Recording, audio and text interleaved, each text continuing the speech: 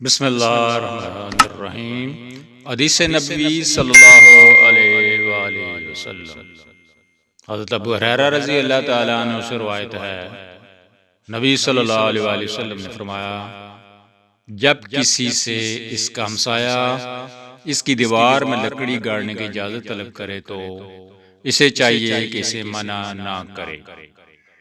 عبد الرحمن ایرج رحمۃ اللہ علیہ نے کہا، جب حضرت ابو ہریرہ رضی اللہ تعالیٰ عنہ نے یہ حدیث سنائی تو سامعین نے سر جھکا لیے۔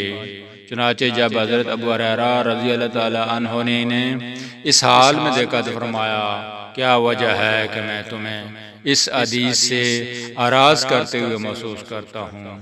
اللہ کی قسم میں اس حدیث کو تمہارے کندھوں پر ماروں گا۔ راوی سنن ابن ماجہ، حدیث نمبر 2335۔